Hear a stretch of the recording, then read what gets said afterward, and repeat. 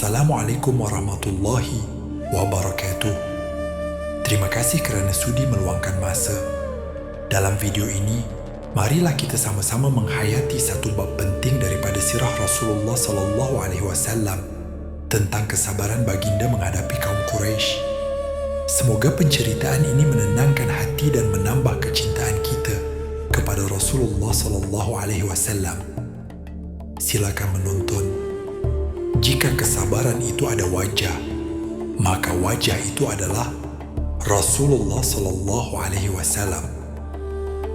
Hari ini kita dengar bagaimana baginda bersabar, bukan sehari dua, tetapi bertahun-tahun menghadapi kaum Quraisy. Rasulullah SAW memulakan dakwah di Mekah dengan cara yang paling halus dan beradab. Baginda tidak mengangkat suara, tidak memaksa, tidak menghina kepercayaan orang lain. Baginda menyeru manusia kepada satu perkara sahaja, mentauhidkan Allah. Seruan itu disampaikan secara rahsia pada peringkat awal, bermula dengan ahli keluarga dan sahabat terdekat. Namun apabila dakwah dilakukan secara terbuka, kaum Quraisy mula berasa terancam.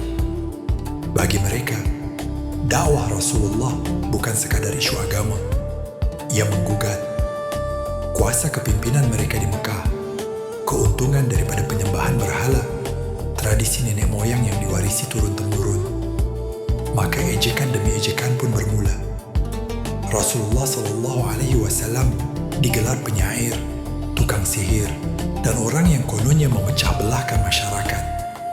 Namun setiap kali baginda dicaci, baginda hanya menjawab dengan akhlak. Baginda tetap menyantuni, menziarahi, menyampaikan kebenaran dengan sabar.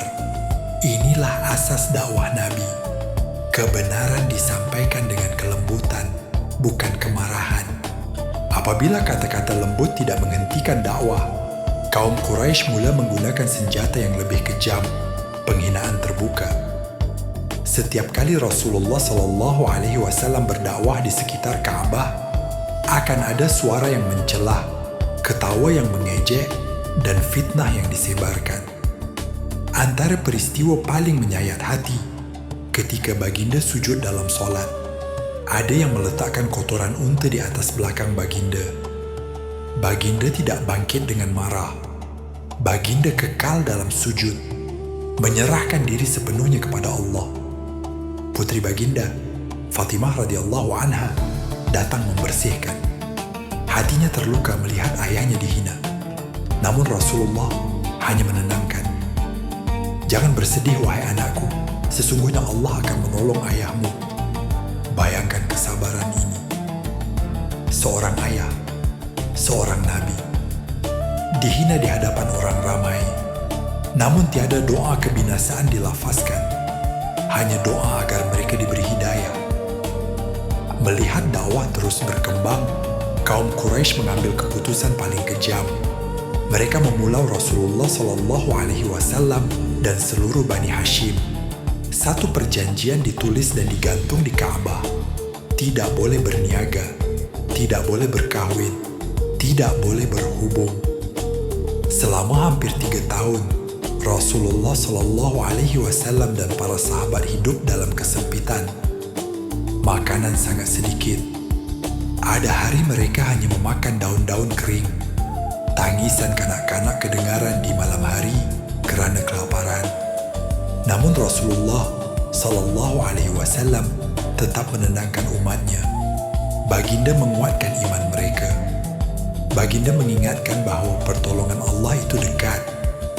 Kesabaran baginda bukan sekadar menahan marah, tetapi memimpin umat dalam penderitaan. Akhirnya, Allah melembutkan hati sebahagian Quraisy. Pemulauan dibatalkan, namun luka ujian itu tetap terpahat di hati Rasulullah SAW. Setelah gagal dengan kekerasan, Quraisy mencuba pendekatan lain, tawar-menawar. Utusan datang membawa janji dunia, harta yang melimpah, kedudukan sebagai pemimpin, wanita tercantik, kuasa penuh di Mekah. Asalkan Rasulullah SAW menghentikan dakwah. Jawaban baginda tidak lahir dari emosi, tetapi dari iman yang teguh. Demi Allah, jika mereka meletakkan matahari di kananku dan bulan di kiriku, aku tidak akan meninggalkan dakwah ini sehingga Allah memenangkannya, atau aku binasa karenanya. Inilah kesabaran pada tahap tertinggi. Sabar mempertahankan kebenaran, walaupun dunia diletakkan di hadapan mata. Tahun-tahun kesabaran itu akhirnya membuahkan hasil. Islam semakin tersebar, hati manusia mulai terbuka. Mereka yang dahulu memusuhi, akhirnya berdiri sebagai saudara seiman. Kemuncaknya adalah peristiwa pembukaan Mekah. Rasulullah SAW kembali ke kota yang pernah mengusir dan menghina baginda. Namun baginda tidak datang sebagai pembalas dendam. Baginda datang sebagai pembawa rahmat. Kata-kata baginda menggetarkan jiwa. Pergilah kamu semua, kamu bebas. Kesabaran Rasulullah SAW bukan sekadar menahan diri. Ia adalah strategi ilahi yang mengubah arah sejarah manusia.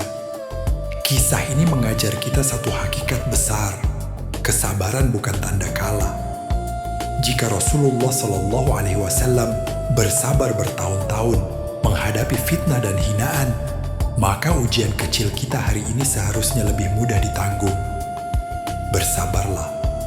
Ketika kebaikan tidak dihargai, ketika kebenaran ditolak, ketika nama kita difitnah. Karena Allah melihat setiap air mata yang ditahan dan setiap sabar yang disimpan.